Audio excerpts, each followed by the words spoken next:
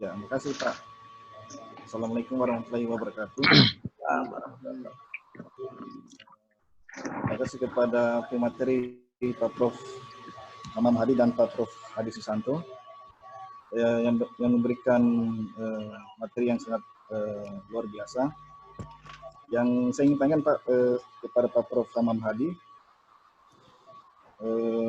ada kan berita terbaru Pak dari WHO memperingatkan bahwa ada kemungkinan virus corona ini tidak akan hilang atau setidaknya bertahan dalam waktu yang lama. Hal ini merujuk pada di Cina menghadapi tantangan besar terkait potensi gelombang kedua infeksi virus corona baru penyebab corona ini. Halo? Ya terus saja Pak. Yang saya tanyakan Pak, bagaimana apakah virus corona di Indonesia ini tidak akan hilang dalam kurun waktu 1 tahun ke depan? Ya, itu saja Pak. Terima kasih. Baik, terima kasih. Langsung Pak Thomas. Ya, terima kasih Prof. Jamari. Selamat siang, salam sejahtera bagi kita semuanya. Ya. Ada beberapa yang ingin kami tanyakan atas presentasi yang cukup menarik dari dua presenter yang menyajikan data aktual dan juga data simulasi. Jadi dari informasi yang diberikan oleh presenter pertama, Pak Tan, itu menandakan bahwa kelihatannya dari data yang ada bahwa kejadian COVID ini tidak punya hubungan spasial ini Pak ya. Jadi antara satu wilayah dengan wilayah yang lain ini tidak sama ketika mau dihubungkan. Nah, terus kemudian juga timbul pertanyaan dari saya dari ini, apakah penerapan dari ya dengan adanya korelasi yang tidak spasial ini perlu langkah yang berbeda ya dari masing-masing, artinya kebijakan ini tidak bisa nasional tapi harus memang lokal. Nah, kemudian untuk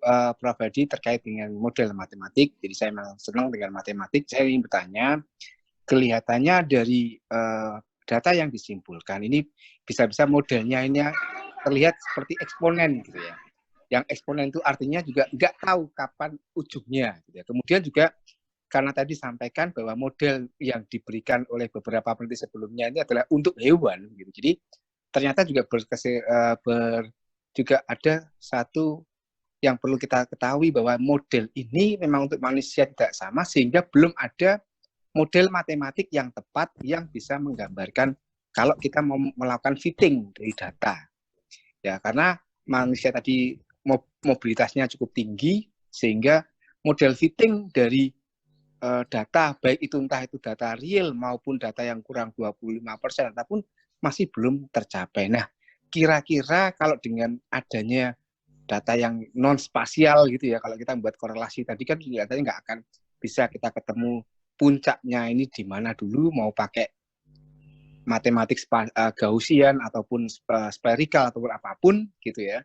Ini masih belum ketemu. Mungkin bisa diberikan kepada kita, kira-kira adakah satu model yang mungkin bisa mendekati lah. Kalau sama itu kelihatannya agak susah, tapi mendekati dengan kondisi saat ini. Tapi juga kelihatannya tidak bisa secara spasial sama semuanya, karena mobilitas manusia itu yang tinggi. Demikian pertanyaan dari saya. Terima kasih. Bapak Pak Wayan. Ya, terima kasih Bapak Ibu sekalian.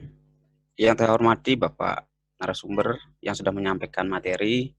Jadi sangat menarik sekali apa yang disampaikan berkaitan dengan data real maupun simulasi yang telah disampaikan tadi.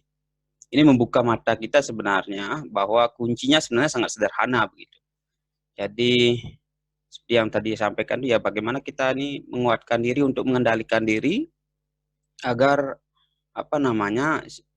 penyebaran itu bisa dihentikan.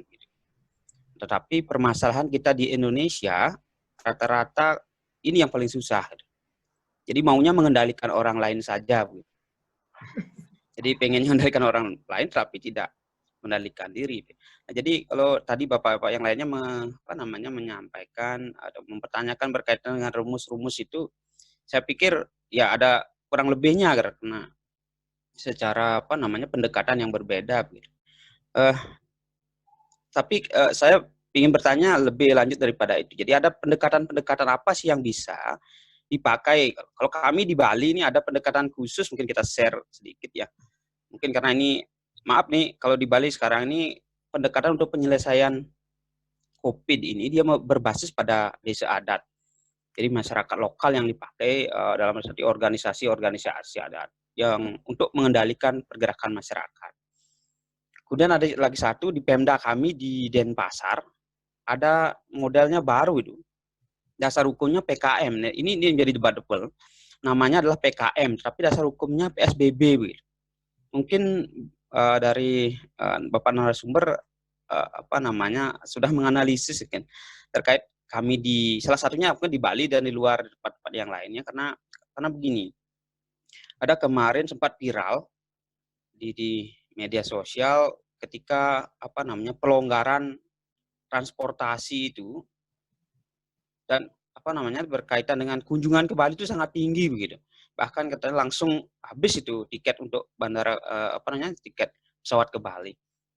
Nah, dengan demikian tentunya sangat memprihatinkan kita semua, sehingga mungkin apa sih yang bisa dilakukan atau apa hal-hal yang bisa dilakukan oleh pemerintah, tidak saja pusat, mungkin di daerah-daerah juga untuk menyelesaikan permasalahan ini. Karena ini saya lihat kalau secara matematis kayaknya semuanya punya peluang, tetapi semuanya juga tidak ada peluang begitu, artinya tidak pasti jadinya gitu. Jadi mohon pencerahan dari Bapak-Bapak berkaitan ini, mungkin pendekatan yang kita pakai memang harus beda di Indonesia karena tipenya memang berbeda kita. Ya, terima kasih, selamat siang. Ya, selamat siang Pak Wayan. Baik, terima kasih sudah 3 pertanyaan didiskusikan menjadi luar biasa. Yang pertama mohon tanggapan dari Prof. Hamam dulu ya. Ya. Prof. Hamam itu speaker. Baik, terima kasih Pak Jamari dan teman-teman semuanya. Pertanyaannya bagus-bagus sekali. Pertanyaan pertama itu tentang COVID-19 itu kapan hilang? Ya. Apa bisa hilang dalam 1 tahun? Gitu ya. Ini pertanyaan sangat menarik. Pertama kita lihat bahwa COVID-19 ini virus, sejenis virus SARS yang lain. Ya. Virus-virus yang satu tipe sebelumnya itu bertahan lama dan mengalami adaptasi, dan sampai sekarang pun ada. Ya. Sama halnya dengan COVID-19 ini. Ya. Pada akhirnya, virus ini akan mempunyai kemampuan adaptasi dengan alamnya dan akan bertahan lama. Ya. Oleh karena itu, ya, kita tidak harus menunggu COVID-19 hilang, karena nggak akan hilang. Nggak akan hilang mereka. Mereka kan justru akan mengalami mutasi, beradaptasi dengan alam, dan seterusnya. Yang harus kita kembangkan, ini tugasnya para saintis, adalah mengembangkan vaksin.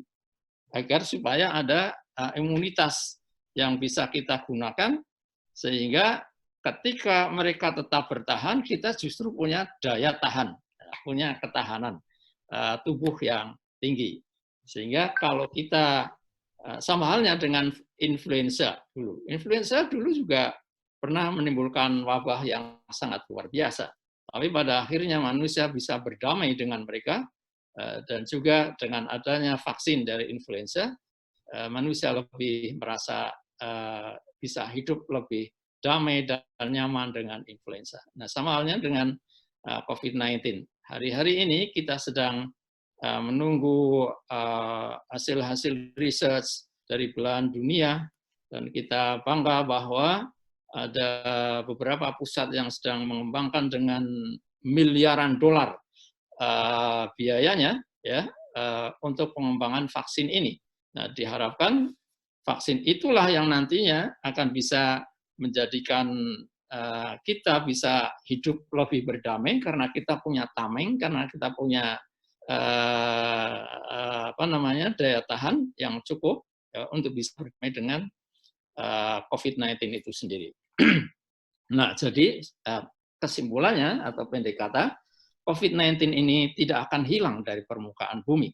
mereka justru akan beradaptasi, mengalami mutasi, dan tantangan buat kita justru membangun new normal, bisa hidup baru dengan mereka, tapi syaratnya salah satunya adalah kita punya vaksin. Dan mudah-mudahan kita tidak lama lagi punya vaksin. Kemudian yang berikutnya, pertanyaan tentang apakah penerapan perlu langkah yang berbeda. Saya pikir memang begitu, ya, bahwa mohon maaf, penyebaran dari COVID-19 itu antar provinsi berbeda intensitasnya. Oke? Jadi misalnya, mohon maaf, itu ada satu provinsi di Sulawesi dengan jumlah COVID-19 15. Oke, jadi akumulasi COVID-19-nya baru 15. Kalau dilihat per hari ada yang 0, ada 1, dan sebagainya. Tapi kok mengajukan PSBB seluruh provinsi, gitu ya? Nah, saya kemarin sempat berkomentar, jika ini dilakukan PSBB di provinsi seperti ini, sebenarnya pemborosan. Ya, sebenarnya pemborosan. Kenapa? Karena kasusnya masih sedikit sekali. Sesungguhnya ada cara yang lebih proporsional. Ya. Jadi jangan sampailah pakai meriam, pakai ini untuk menembak semut. Ya. Gitu kan, gitu harusnya. Nah, bayangkan kalau ini satu provinsi di PSBB, biayanya untuk membantu masyarakat dengan bansos dan sebagainya, berapa? Pasti mahal sekali.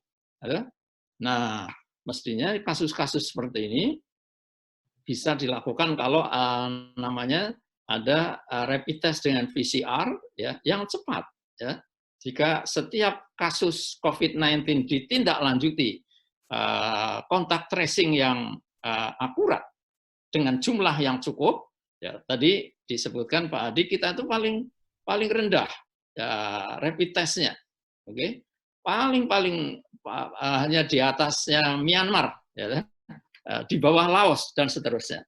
Nah, sebenarnya jika rapid test yang berbasis PCR, saya katakan, dilakukan untuk mengikuti proses kontak tracing di daerah-daerah yang masih rendah, ya, masih aman, cukup aman dan terkendali, ya, maka sesungguhnya itu akan jadi jawaban.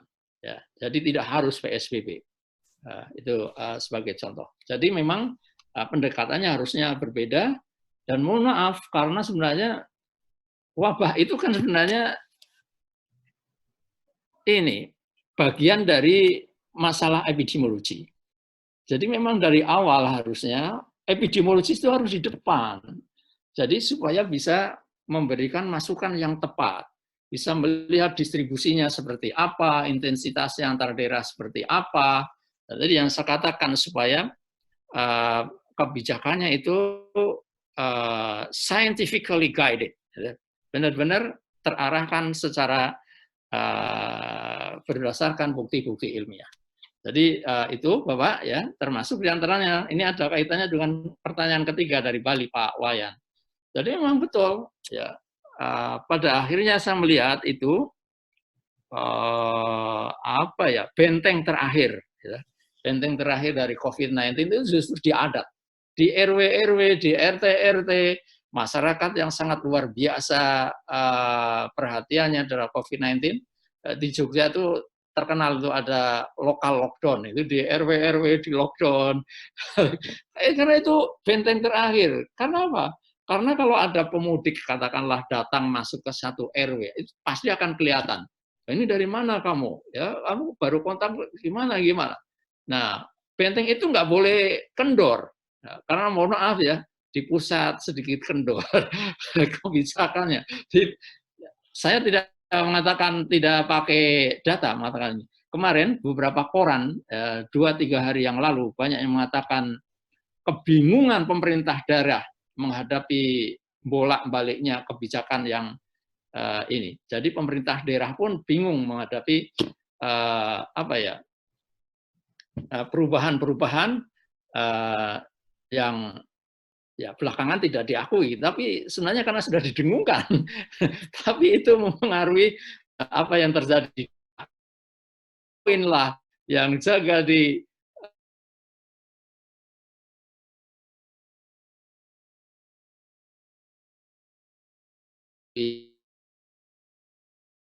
benar-benar jangan sampai syukur di desa-desa sekarang juga para pemudik yang akhirnya berhasil mudik ke daerah, ya harus diisolasi dong, ya, harus diisolasi sampai di desa itu sendiri, di RW barangkali. Ya, jadi saya sangat setuju, ya, benteng terakhir RW jangan sampai jebol. Kalau di atas jebol, ya tolong yang di paling akhir benteng terakhirnya RW RT jangan sampai jebol lah. Kalau di Bali ini adat itu, ya jangan sampai jebol Pak Wayan. Saya mendukung, ya sangat setuju dengan itu. Ya. Baik, saya pikir itu jawaban dari saya. Terima kasih Prof. Hamam. Prof. Hadi, monggo yang terkait matematik. Saya nge-share lagi. Bentar. Oke, untuk pertanyaan kedua, tentang model yang seperti apa yang bisa dipakai. Ini sebetulnya model yang SIR yang saya presentasikan, dan itu memang sebetulnya model yang kami pakai juga di tim. Cuma memakainya itu harus hati-hati, jadi tidak bisa di-feed begitu saja. Jadi tidak dihantam saja pakai fitting gitu. Nanti kalau seperti itu nanti jadinya istilahnya yang sering kita dengar juga kan, nanti jadinya garbage in garbage out gitu. Jadi harus hati-hati. Nah, jadi sebetulnya yang model yang ada itu bisa dipakai, cuma harus hati-hati. Nah, terkait dengan kebijakan, jadi sebetulnya menambahkan yang disampaikan Pak Rektor Hamam tadi, jadi ada timbal balik antara pengambil kebijakan dengan ilmuwan. Jadi ada dalam proses pemodelan itu, kita itu sebenarnya membuat forecasting, jadi membuat ramalan. Kalau misalkan ramalan tanda petik, kalau pemerintah melakukan seperti ini, efeknya seperti apa sih? Gitu. Nah, terus pemerintah nanti memutuskan mengambil langkah tertentu. Nah, ketika langkah sudah diambil, itu model yang sama juga seharusnya bisa dipakai untuk mengevaluasi. Jadi ada proses timbal balik sebetulnya. Dan itu harus berlangsung terus, sehingga nanti jadinya kebijakannya jadinya scientifically guided tadi, itu istilahnya Pak Rektor tadi. Jadi modelnya bisa dipakai sebetulnya, Pak. Model yang ada bisa dipakai, cuma harus hati-hati gitu. Tidak asal dipakai begitu saja, langsung dilempar gitu. Tidak asal fitting, tapi harus ada analisa. Jadi sebetulnya ini ada juga kalau misalkan di Eropa, ini karena judulnya ada perbandingan Indonesia dan Eropa, sebenarnya ada yang menarik, tapi karena kepanjangan jadi nggak saya sampaikan. Jadi di Eropa itu beberapa negara itu betul-betul memakai ilmuwannya untuk menentukan. Jadi ini ada contoh Belanda. Belanda itu tidak menggunakan lockdown, mereka mengistilahkannya itu smart lockdown, dan itu kerjasama antara Perdana Menterinya dengan si Jacco Wallingas ini. Jacco Wallingas ini epidemiolog dari Leiden kalau tidak salah. Terus di Inggris itu lockdown-nya itu aneh, ada ceritanya, tapi nanti sajalah kalau ada waktu. Nah, terus kalau Jerman malah Perdana Menterinya langsung yang ilmuwan. Ini untuk pertanyaan kedua. Nah, mudah-mudahan menjawab. Terus untuk pertanyaan ketiga dari Pak Wayan, ada yang menarik sebenarnya di tim, Pak. Di tim kami itu, sebentar saya coba share slide yang lain.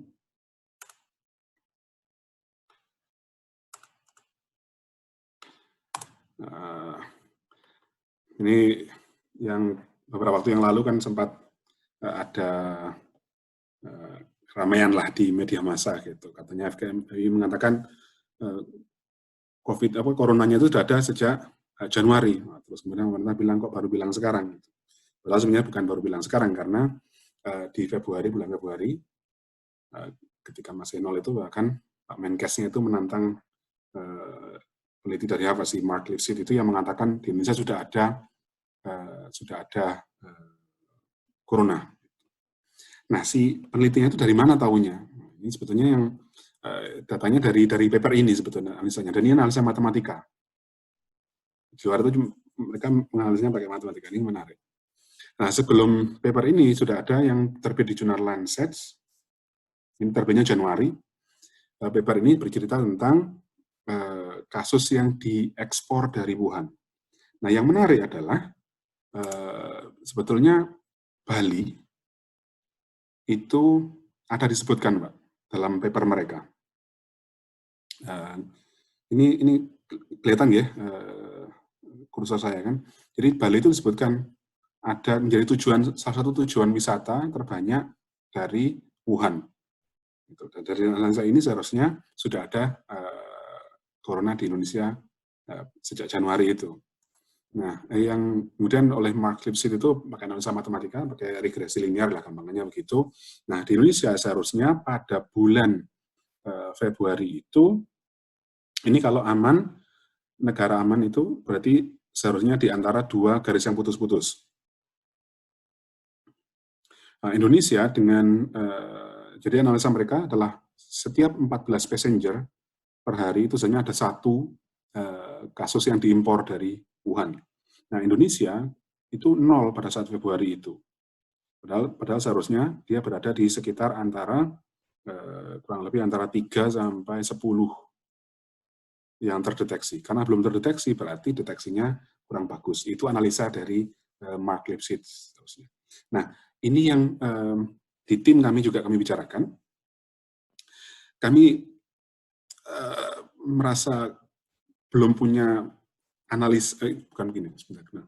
Jadi kami merasa aneh juga sebetulnya, kenapa Bali yang tujuan banyak itu sampai saat ini masih sedikit yang terdeteksi. Mudah-mudahan sih tidak ada. Gitu. Yeah. Dan mudah-mudahan seperti yang disampaikan oleh Pak Rektor tadi, memang bisa jadi karena ada proses micro lockdown lah istilahnya, kita istilahkan begitulah. Nah, ini kalau kita bisa analisa secara matematika, gitu, secara epidemiologi, gitu, ini seharusnya bisa jadi kasus yang menarik untuk dituliskan di jurnal internasional, gitu, yang bagus. Ini sampai saat ini saya belum melihat ada yang menganalisa ke arah sana. Bahkan di tim kami pun karena keterbatasan waktu, kami masih pada tahap diskusi kira-kira kalau mau menganalisa ke arah sana itu apa yang perlu dicari, gitu, data seperti apa. Gitu Pak Wayan. Jadi mudah-mudahan Bali akan terus hijau, gitu. tidak. Udah mulai.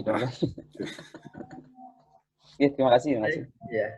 Baik, saya belum membuka untuk diskusi lanjutan dari penanya karena masih menunggu, siapa tahu ada penanya yang lain, 3 lagi. Pak Fahmi tadi, Fahmi Arif Sani. Baik. Ya, satu lagi, 2 lagi. Belum ada. Kalau belum ada, ya udah Pak Fahmi, silakan. Baik. Matur nuwun Prof James, Gus James. Assalamualaikum warahmatullahi wabarakatuh. Nah, ini Pak James ini Pak Bos kami. Matur nuwun. Nggak di ACC penelitian saya nanti kalau nggak matur nuwun dulu. Jadi, selamat pagi Bapak Ibu sekalian, terutama Prof Hamam, guru kami, dan juga Prof Hadi. Alhamdulillah pada kesempatan ini bisa tatap muka meskipun secara online dan mengaturkan bela sungkawa atas wafatnya Bapak Maswan almarhum, Ketua ADN wilayah Jawa Tengah dan DIY. Mudah-mudahan ini adalah bagian dari jariah beliau. Amin.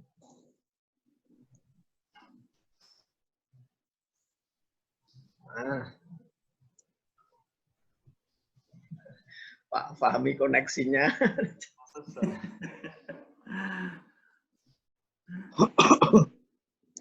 Itu ada Bu Sylvia mau? Sylvia, Pak. Iya, Pak. Siapa? Sebentar, Pak. Oke, Bu Sylvia.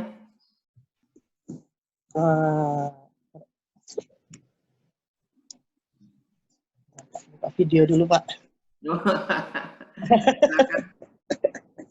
Assalamualaikum warahmatullahi wabarakatuh. Waalaikumsalam. Alhamdulillahirrahmanirrahim. Terima kasih atas undangannya Pak Dr. Bukhari. Kita sudah berapa kali join. Di sini materinya sangat menarik sekali dan terus terang kebetulan saya berada di Jakarta. Jadi COVID-19 ini sangat berpengaruh bagi warga Jakarta, apalagi dari semua sektor, terutama sektor pendidikan, bukan hanya ekonomi ya, karena terus terang awalnya saya ini agak gaptek, tidak paham cara pembuatan konten online dan lain-lain, tapi alhamdulillah ada sisi positifnya dengan pandemik ini dipaksa gitu ya. Alhamdulillah bisa jadi terbiasa, banyak belajar juga bagaimana memanfaatkan teknologi khususnya media sosial untuk bisa kita saling sharing tentang ilmu pengetahuan. Yang saya mau tanyakan, setelah sebenarnya gonjang-ganjing di Jakarta ini bantuan tunai dan bantuan dari pemerintah, di mana ternyata tidak bisa turun langsung ke masyarakat. Jadi apalagi Ramadan ini pasti banyak sekali warga Jakarta yang sangat membutuhkan uang lah, sangat membutuhkan. Halo, bisa dengar Pak? Ya Bu. Oh ya, jadi tetap banyak yang berjualan di pinggir jalan dan itu banyak juga yang tidak menggunakan masker dan sarung tangan. Terus terang, walaupun saya agak ngeri-ngeri sedikit ya untuk membelinya, tapi ada rasa kasihan, ada rasa terenyuh.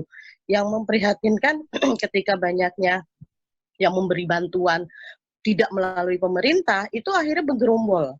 Karena kan banyak sekali artis atau individual, kadang dari saya sendiri, akhirnya saya juga tidak mau memberi bantuan di jalan ya, karena itu malah menjadi ajang mereka seperti kesempatan dalam kesempitan gitu. Di depan rumah saya ini banyak sekali yang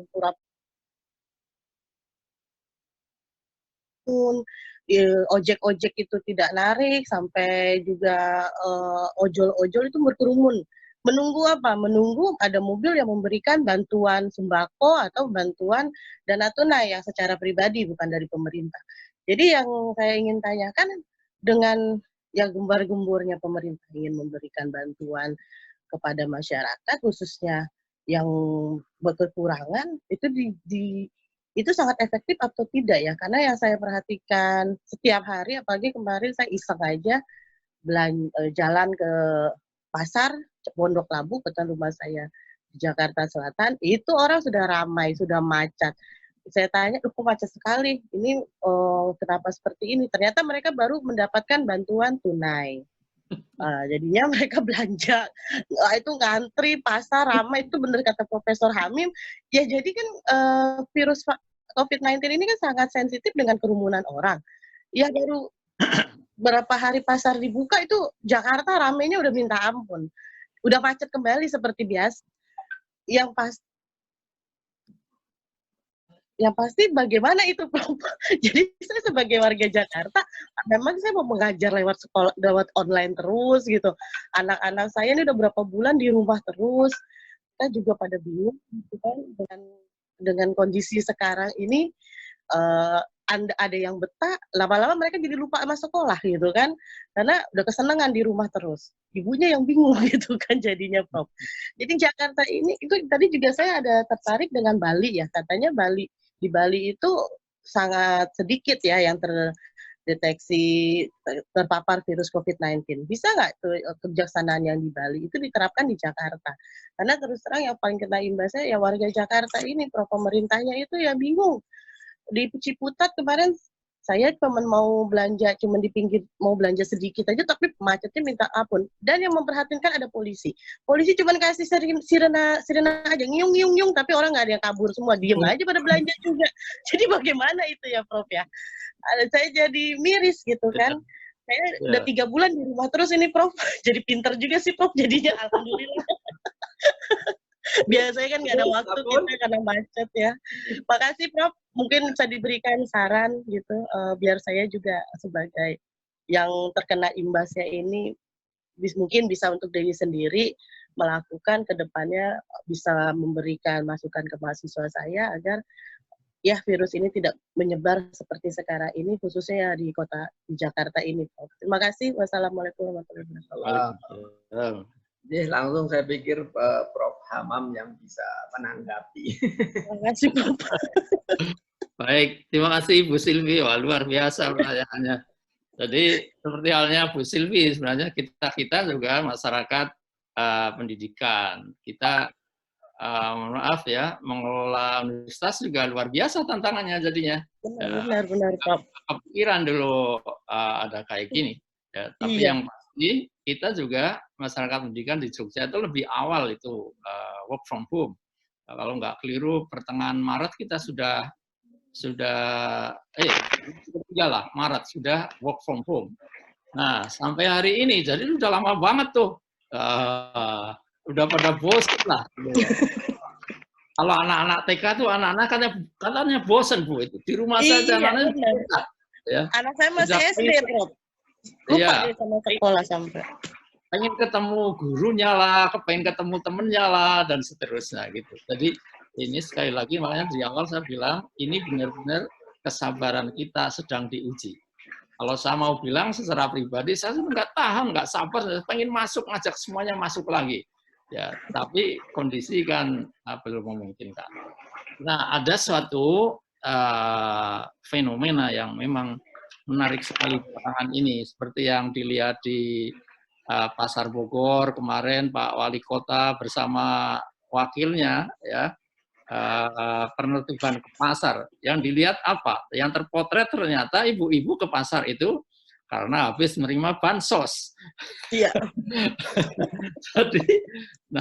jadi hasil bansosnya itu dibawa ke pasar, yang dibeli bukan beras. Kalau dibeli beras saja masih mending. Yang dibeli ternyata baju baru, sepatu baru, dan seterusnya. Jadi kayaknya ini kalau nggak kena sasaran. Maksud saya tidak sampai pada tujuan pemberian bansos itu sendiri. Jadi kalau ditanya apa sebenarnya bansos itu penting dan efektif, ya pertanyaan saya sebenarnya, jawaban saya pertama itu penting sekali. Karena bansos itu kalau diberikan secara tepat waktu dan ukurannya memadai, itu dalam istilahnya orang kesehatan itu namanya bisa jadi enabling factors. Jadi faktor yang bisa menjadikan terutama ibu-ibu masyarakat yang kurang mampu itu jadi sedikit lebih nyaman, sedikit merasa lebih oke kalau mau tinggal di rumah karena sudah ada bantuan. Nah, lain halnya kalau pemerintah tinggal di rumah, loh mereka nggak ada yang dimakan di rumah, keluar nggak boleh, mau dimakan di rumah nggak ada, kerja dari rumah nggak bisa menghasilkan sesuatu.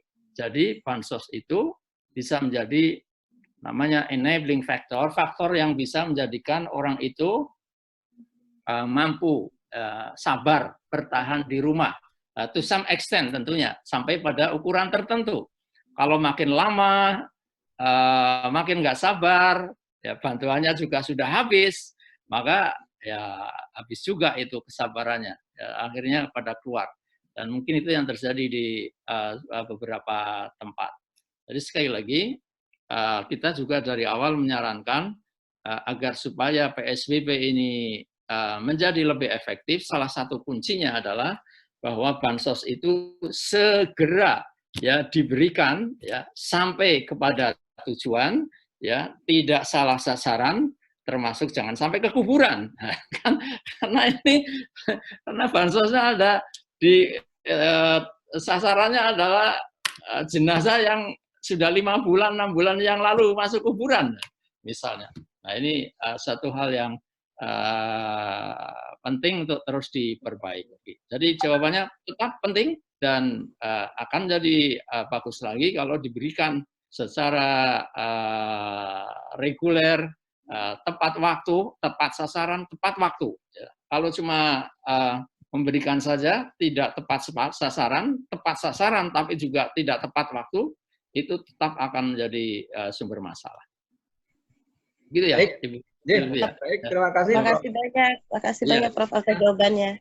Ini karena tadi sempat terputus Pak Fahmi dan mohon maaf karena waktu, jadi Pak Fahmi ini pertanyaan Monggo Pak. Matur nuwun, Prof. Langsung saja ke pertanyaan kami adalah nyuwun sewu Prof. Hamam dan Prof. Hadi. Sebenarnya ada dua, cuman yang satu sebenarnya sudah disinggung, sehingga saya satu saja, yaitu terkait fenomena COVID-19 ini di Indonesia. Tadi sudah sangat gamblang diterangkan betapa sangat memprihatinkannya grafik perkembangan COVID, utamanya baru-baru ini, ditambah mungkin policy dari pemerintah, kemudian perilaku masyarakat, dan seterusnya. Namun di sisi lain, mungkin ini ya pendapat kami ya, kita juga patut bersyukur.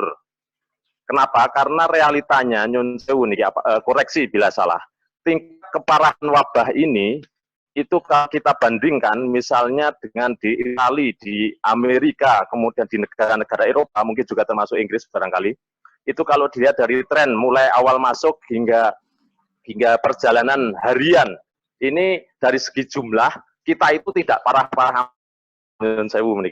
Jadi bandingkan di Amerika ataupun di Eropa. Nah, apa yang menyebabkan demikian? Mungkin dari kacamata epidemiologi atau mungkin ada hitungan matematisnya barangkali yang menyebabkan ini. Mengingat dulu sempat ada viral ya, membandingkan Indonesia dengan Italia. Kalau tidak berubah perilaku masyarakatnya, nanti dalam 50 hari akan ada bahkan hampir jutaan gitu. Tapi nyatanya hingga kini 18.000.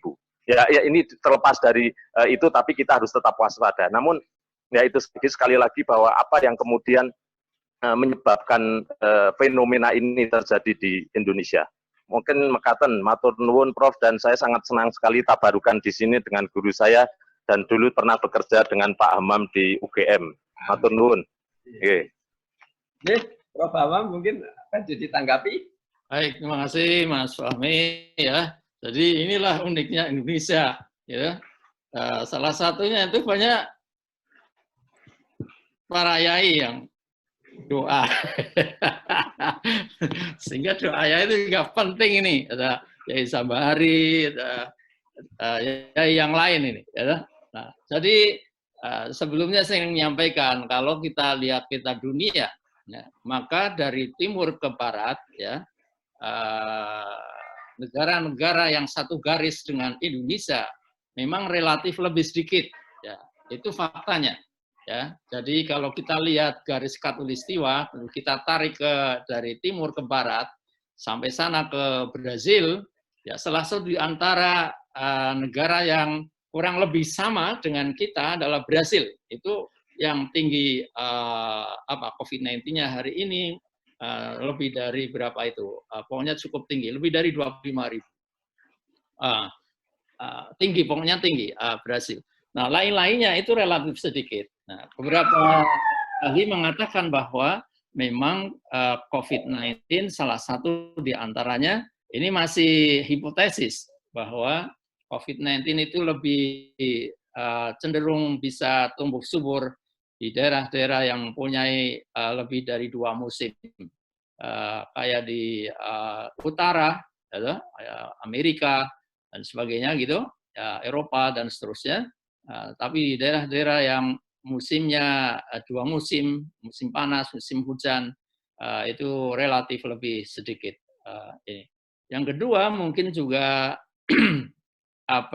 memang tidak lepas dari budaya, ya, lepas dari budaya. Mungkin budaya-budaya yang kalau di negara-negara tersebut cipika-cipiki mungkin juga merupakan faktor yang berbeda dengan kita. Kita dengan salaman relatif lebih cangguh. Jadi ada distance. Kalau hanya dengan salaman saja, umumnya kita hanya dengan salaman itu. Dan salaman kita juga sudah berhasil diganti dengan corona yang termasuk saya sebarluaskan. Ada 2 salam, ada 3 salam. Kalau untuk dengan para guru, para yai dengan assalamualaikum atau assalamualaikum. Tapi dengan sama-sama milenial ini salam zero corona. Dan hari ini alhamdulillah itu juga berhasil dilaksanakan, dan itu mungkin juga salah satu punya kontribusi terhadap itu. Tapi memang kalau di negara-negara yang tinggi-tinggi itu, salah satu budaya yang ini kan kalau belum cipika-cipikan belum salaman. Cipika-cipiki itu apa? Oh, dekat sekali itu kalau orang bersin atau orang bernafas, itu dari hidung satu masuk ke hidung berikutnya, ke hidung yang lain. Ya. Nah, tapi semuanya itu belum ada penelitian yang namanya rigorous, yang kokoh untuk membuktikan hipotesis-hipotesis seperti ini. Ya, tapi salah satu hipotesisnya ialah bahwa COVID-19 sebenarnya lebih bertahan dan bisa hidup lebih lama di daerah-daerah yang punya lebih dari 2 musim, utamanya punya musim dingin. Gitu. Ya, terima kasih. Baik, Prof. Hamam. Prof. Hadi, badai ngasih tahu closing mungkin? Menambahkan? Nambahin apa dari pertanyaan Ustadz Fahmi nih. Nah, saya baru tahu kalau di Undip namanya bukan Pak John, tapi Pak Jan.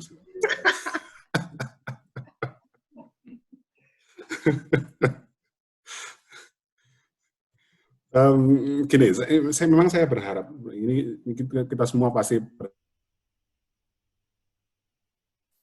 jadi mudah-mudahan memang ada faktor yang kita tidak tahu gitu yang membuat kasusnya itu negara-negara Eropa gitu, seperti yang disampaikan oleh Pak Rektor tadi.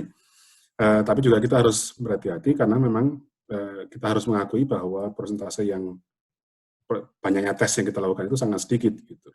Jadi bisa dibayangkan dengan argumen yang sama. Kalau misalkan tidak ada tes, maka kita bisa bilang nggak ada yang terkena corona di Indonesia gitu. 0. Gitu kan.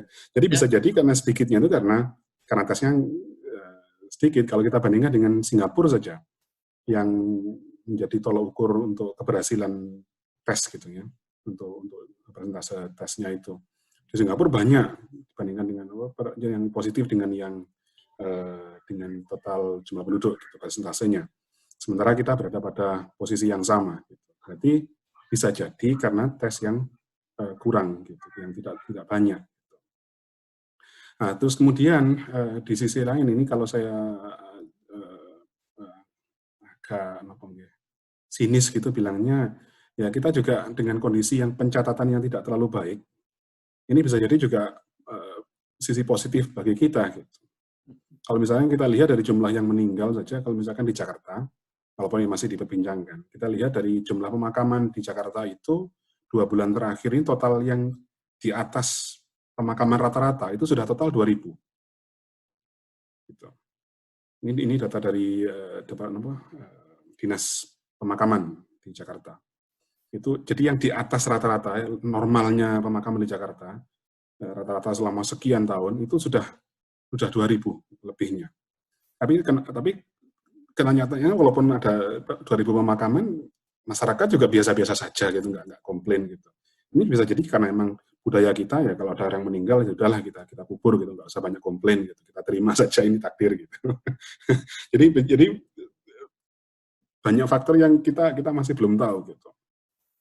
Ya mudah-mudahan sih kita semua berharap bahwa yang terbaik gitu, bahwa memang di Indonesia ini ada sesuatu yang tidak kita jelaskan yang membuat tidak separah yang lain. Demikian tambahan saya. Baik, terima kasih Prof. Hadi. Jadi Ustadz Fahmi sedikit nyambung Prof. Hadi tadi, ya mungkin sedikitnya itu karena jumlah tes kita. Nah, kenapa jumlah tes kita sendiri kok sedikit? Wah, tolong jangan ditanya nanti karena panjang sekali. Baik, saya pikir dengan waktu yang sebenarnya sudah lebih ini dari yang dijadwalkan. Sekali lagi, saya dan teman-teman semua di sini yang menyaksikan presentasi Prof. Hamam dan Prof. Hadi yang sangat luar biasa. Saya pikir seharusnya idealnya presentasi Prof. Hamam dan Prof. Hadi ini di CNN Indonesia atau Metro TV atau TV One ini ya. Karena sangat luar biasa ya. Betul, Prof. Iya. Saya hanya sedikit menarik tagline saja dari presentasi Prof. Hamam bahwa beliau mengatakan ketegasan itu yang utama. Tanpa itu tidak ada gunanya kita diskusi yang lain-lain. Ya. Tapi kalau dari Prof. Hadi, efektivitas intervensi pemerintah. kalau efektivitasnya ini tidak jelas, mau dimodelkan kayak apapun ya nggak jelas. Nah, ini memang PR kita bersama, jadi saling terkait karena ketegasan ini hubungannya dengan kebijakan, dan kebijakan itulah yang akan menentukan seberapa efektif, kan demikian. Jadi luar biasa narasumber kita ini. Apabila Ibu Bapak ingin mengusulkan sesuatu atau ingin diskusi, ingin mengadakan event berikutnya dan lain-lain, monggo sampaikan saja di WA group yang sudah dibuat oleh Ustadz Imam Ahmad Bukhari. Dan untuk sesi presentasi, kami Prof. Hamam, Prof. Hadi, apabila ada yang kurang berkenan, kami mohon maaf yang sebesar-besarnya. Wa'afu minkun wa wal fiklat mitorik. Assalamualaikum warahmatullahi wabarakatuh. Waalaikumsalam warahmatullahi wabarakatuh. Pak Imam. Terima kasih Prof. Jamari, terima kasih Prof. Hamam, terima kasih Prof. Hedi atas paparan materinya, sangat menarik sekali. Semoga tambah barokah ilmunya. Tiga profesor yang istilahnya menyajikan materinya, Pak Prof. Jamari yang sangat bagus memandu acara pada pagi hari ini. Bapak Ibu yang kami hormati, Pak Adi Sucipto, Insinyur Adi Sucipto MKOM, istilahnya PLT, Ketua ADN, Jateng DIY, lagi mengantarkan orang tuanya ke rumah sakit. Beliau titip salam pada Bapak Ibu semuanya. Terima kasih atas kerjasama dan Bapak Ibu semuanya, pada narasumber juga Prof. Hamam dan Prof. Hadi. Salam takdim dari Ketua ADN, PLT Ketua ADN Pak Adi Sucipto. Terima kasih. Mari Bapak-bapak, Ibu-ibu semuanya, kita tutup acara webinar tentang simulasi penyebaran COVID-19 di Indonesia dan di UK dengan bacaan suratul Fatihah. Semoga pada siang hari ini membawa berkah bagi kita semuanya. Fatihah. Bismillahirrahmanirrahim. Bismillahirrahmanirrahim. Alhamdulillahirabbil alamin arrahmanir rahim maliki yaumiddin. Iyyaka na'budu wa iyyaka nasta'in ihdinas siratal mustaqim. Shiratal ladzina an'amta 'alaihim ghairil maghdubi 'alaihim waladdallin.